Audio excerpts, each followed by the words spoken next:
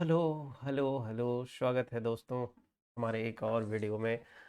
आज अभी आप सोच रहे होंगे कि आज का टॉपिक क्या है। तो चलिए, आज का भी टॉपिक हमने बड़ा महत्वपूर्ण उठाया है जो आपके लाइफ को बड़ा इम्पैक्ट करता है।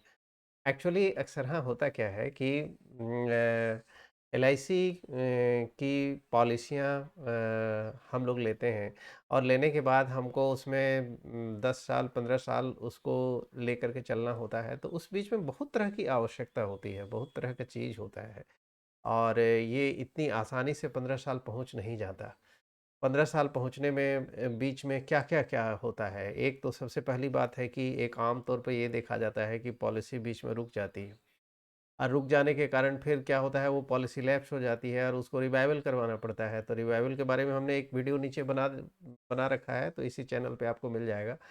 तो अगर 6 महीना से ज़्यादा हो गया है तो फिर रिवाइवल करवाना पड़ता है। रिवाइवल करवाइए तब फिर वो कंटिन्यू होगा। तब बीच में एक ये आवश्यकता पड़ता है, ये एक इम्पॉर्टेंट चीज़ है। दूसरा, बहुत सारी अगर आपका एड्रेस चेंज हो गया तो आपको एड्रेस चेंज कराना है, या फिर आपको नॉमिनी में कोई परिवर्तन कराना हुआ तो नॉमिनी में भी आप परिवर्तन कराते हैं।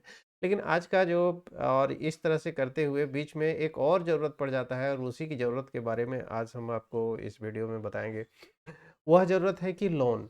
ऐसा समय आता है जब आपको लोन की आवश्यकता पड़ती है और जब आप एक सुरक्षित लोन लेना चाहते हैं तो एलआईसी की पॉलिसी के अगेंस्ट में, यानी एलआईसी ही आपको लोन की सुविधा भी उपलब्ध कराती है।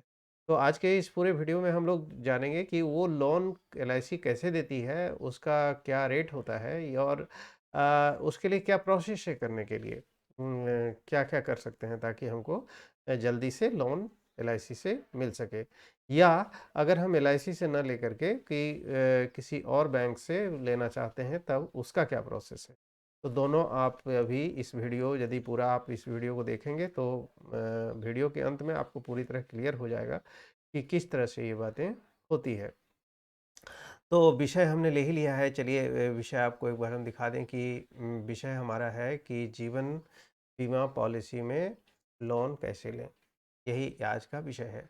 और इसके लिए सबसे पहली बात जो है वो ध्यान रखेंगे कि एलआईसी की सभी बीम पॉलिसियों में लोन की सुविधा नहीं होती है।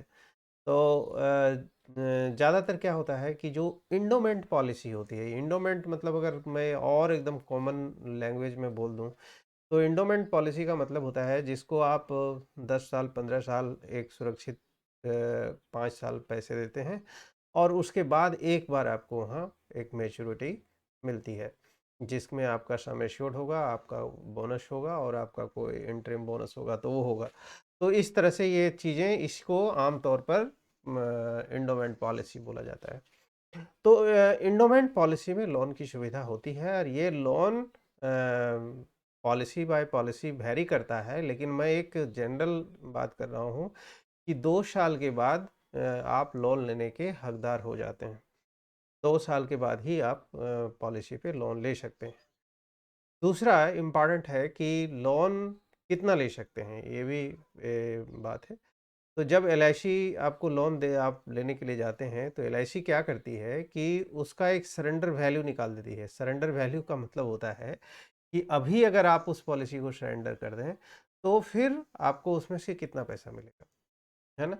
उसका भी एक बहुत आप जानना चाहें तो एक बहुत इम्पॉर्टेंट, बहुत छोटा सा उसका फार्मूला है कि आप ये समझिए कि आपने पॉलिसी ली 15 साल का और आप 10 साल के बाद गए हैं और सरेंडर लोन लेने गए हैं या सरेंडर करने गए हैं। सरेंडर का भी वही तरीका है और लोन का भी वही तरीका है। तो आप गए 10 साल के बाद 11वें साल में गए तो वो क्या करेगा कि 11 साल आपने दिया उसको डिवाइड कर देगा 15 से, और इसको सम एश्योर्ड जो आपने लिया है 5 लाख 10 लाख 15 लाख लिया है तो उससे वो उसको मल्टीप्लाई कर देगा। तो ये फार्मूला होता है निकालने का, और इस तरह से निकल जाता है। तो वो क्या करेंगे कि सरेंडर वैल्यू का 90% आपको देंगे।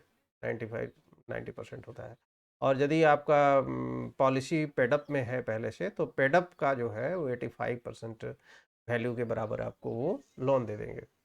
तो आपने देख लिया कि लोन का क्या तरीका है लेने के लिए।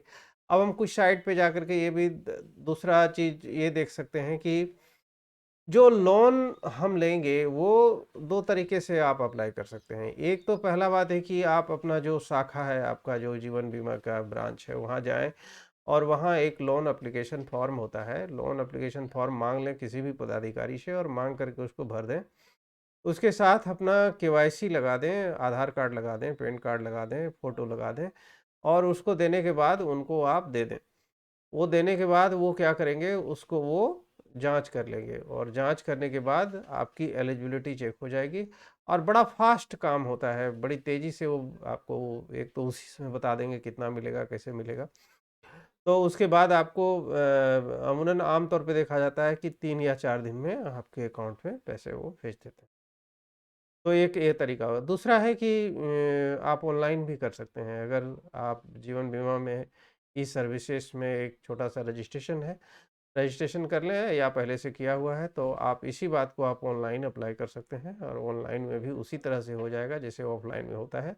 वो भी चेक करते हैं और चेक करने के बाद आपका लोन का अमाउंट आपके अकाउंट में दे देते हैं। तो ये तो हुआ कि जीवन बीमा की पॉलिसी है और आप जीवन बीमा से ही लोन लेना चाहते हैं, मतलब सेम जगह एक ही जगह आपने लिया है। लेकिन यदि आप दूसरे जगह जाते हैं, जैसे आप बैंक में जाते हैं और जगह जाते हैं, तो जाहिर सा बात है कि दूसरे जगह यदि जाएंगे तो उनका रेट थोड़ा ज़्यादा होता है। पॉलिसी जीवन बीमा का रेट उससे तो कम ही होता है। हम थोड़ा सा किसी साइट पे जाकर के देख लेते हैं कि एक साइट है, देखते हैं कि क्या कहाँ कहाँ क्या स्थिति है। तो यहाँ हमको देखने में आता है कि ये साइट बता रहा है कि अगर यही इसी एलआईसी की पॉलिसी को लेकर के हम अगर कोटक बैंक जाएं तो वो कहेंगे भाई साहब मुझे 10.75% दीजिए। और एलआईसी हाउसिंग दूसरी जाए तो 14, एक्सिस जाए तो 10.25 और बजाज फिंसर्व। तो आप देख सकते हैं कि अलग अलग जगह अलग अलग इंटरेस्ट रेट वे डिमांड करते हैं। और वो क्या करते हैं, वो जब वहाँ भी एक प्रक्रिया है कि आप अपना पॉलिसी बॉन्ड उनको दे देते हैं और अपनी केवाईसी दे देते हैं, तो वो क्या होता है, एक तरह से आपकी पॉलिसी गिरवी हो जाती है बैंक के पास। और जब आप पूरे लोन का भुगतान कर देते हैं तब वो फिर फ्री हो जाता है, तब आप अपना पॉलिसी का पूरे अधिकारी बन जाते हैं। नहीं तो अगर जब तक आप नहीं दिए रहते हैं तब तक उस पॉलिसी की सुविधाओं का तो नहीं, लेकिन उस पॉलिसी का ऑनर वो हो जाते हैं जब तक कि आपका लोन आपने नहीं दिया है। तो यहाँ तक बात आ गई। अब देखते हैं कि जो इसका क्राइटेरिया वगैरह है वो क्या होता है। तो जाहिर सा बात है, आप लोन के लिए किसी कहीं भी अप्लाई करने जाएंगे तो 18 साल से कम वाले किसी भी इंसान को, बच्चे को लोन नहीं दिया जाता है ना। तो उसके लिए आपका 18 साल से ऊपर तो होना ही चाहिए और उस जो पॉलिसी आप देने के लिए जा रहे हैं उसका एक सरेंडर वैल्यू होना चाहिए और 2-3 साल पॉलिसी चली हुई होनी चाहिए, ये भी इम्पॉर्टेंट है। तो इंटरेस्ट रेट और भी चीज़ों पर डिपेंड करता है कि आपका प्रोफाइल क्या है, आपकी इनकम क्या है, आपका सिविल क्या है, इन बातों पे भी डिपेंड करता है कि आपका इंटरेस्ट रेट। आज सबके लिए इंटरेस्ट रेट अलग अलग होता है, ये कॉमन इंटरेस्ट रेट का समय अब ख़त्म हो गया कि सबको एक ही जैसा लगेगा।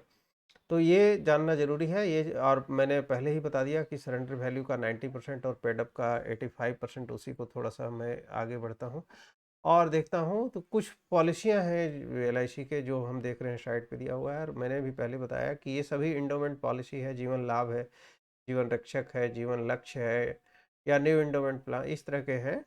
जीवन आनंद है, ये इंडोमेंट पॉलिसियाँ हैं। यहाँ इसमें आप आराम से ले सकते हैं। पहले मैंने बताया कि ऑफलाइन, आज जैसे मैं पहले चर्चा कर चुका हूँ कि आप ब्रांच में जा कर के आप फॉर्म भर करके ले सकते हैं या ऑनलाइन भी आप ले सकते हैं। तो आपने देखा वही चीज़ साइड पे भी लिखा हुआ है। तो लोन अगेंस्ट पॉलिसी पोर्टल भी वहाँ है एलआईसी पे, उसमें भी जा कर के आप रजिस्टर्ड कर सकते हैं। और ये तरीका है कि आपने अगर एलआईसी की ई सर्विसेज पोर्टल को नहीं अगर खोला है तो आप गूगल में लिखेंगे एलआईसी ई सर्विसेज पोर्टल, तो ऐसा होगा और फिर वहाँ आप अपना यूजर आईडी मोबाइल वगैरह दे करके आप उसमें एंटर कर जाएंगे, तो इससे भी आप वहाँ कर सकते हैं। तो दूसरा चीज़ है कि लोन का जो रीपेमेंट है वो भी आपको डिसाइड करना है। वो मिनिमम 6 महीने का होता है, 6 महीने से कम का नहीं होता। आप बीच में आपके पास पैसे आ जाते हैं 6 महीने के बाद, तो फिर आप उसको पैसे को एक बार भी दे करके अपना लोन से आउट हो सकते हैं और ख़त्म कर सकते हैं अपना लोन। लोन का अपना मैक्सिमम लोन लिमिट वगैरह कुछ नहीं है, उसमें सरेंडर वैल्यू का ही 90% दिया जाता है। तो ना मिनिमम है ना मैक्सिमम है, ऐसा कुछ बिल्कुल नहीं है। और मिनिमम टेन्योर ऑफ आपने देखा, दूसरा है कि अगर पॉलिसी लिखता है कि in case of policy holder die the interest will be calculate at the date of his death. तो जब जब जिस दिन उसका डेथ हो जाएगा किसी आदमी का, तो इंटरेस्ट उसी दिन तक कैलकुलेट होगा लोन में, उसके बाद उसका नहीं होगा। एक चीज़ है, तो ये भी ध्यान रखना होगा। हाँ, एक चीज़ है कि अगर आपका पॉलिसी पहले पूरा हो जाता है, मैच्योर हो जाता है, तो क्या होगा कि अगर कोई अमाउंट का अगर लोन का बच गया, तो उस मैच्योरिटी से वो लोन का अमाउंट काट लिया जाएगा, है ना? और रेस्ट अमाउंट आपको दे दिया जाएगा। ये भी ध्यान रखना ज़रूरी है। तो अगर आवश्यकता पड़ता है तो आप आराम से ले सकते हैं, या फिर कोई बीच में प्रश्न में अगर समझ में आता है आपको कि एलआईसी की पॉलिसी के अगेंस्ट में हमको लेना है, लोन लेना है, तो फिर हम कैसे ले सकते हैं? तो आप वीडियो में कमेंट है सेक्शन होता है, वहाँ कमेंट सेक्शन में जा कर के आप पूछ सकते हैं कि अगर कोई प्रश्न आपका है कि हमारे पास जीवन बीमा की पॉलिसी है, मुझे लोन चाहिए तो कैसे लेंगे? इस तरह का कोई डाउट हो तो आप कमेंट में लिखें। और पॉलिसी इस दूसरा तरफ आपको अगर ये वीडियो अच्छा लगा हो तो आप सब्सक्राइब भी करते जाएं और बेल आइकन दबा दें, ताकि बीमा या कोई फाइनेंस से रिलेटेड जिस तरह की महत्वपूर्ण चीज़ें जानकारी आपके ध्यान में मैं लाता हूँ, वो आपके ध्यान में रहना चाहिए। ये ध्यान में रहने से समय पे बहुत काम आता है और बहुत फ़ायदा होता है। भले आपको आज ज़रूरत नहीं हो, लेकिन आपकी जानकारी अगर इस विषय पर हो, तो आपके जान परिचय या किसी लोग ऐसे लोग हैं, तो उस समय आप उनको भी थोड़ा सलाह दे सकते हैं। तो आज के लिए यहीं तक, धन्यवाद, थैंक यू, बाय बाय।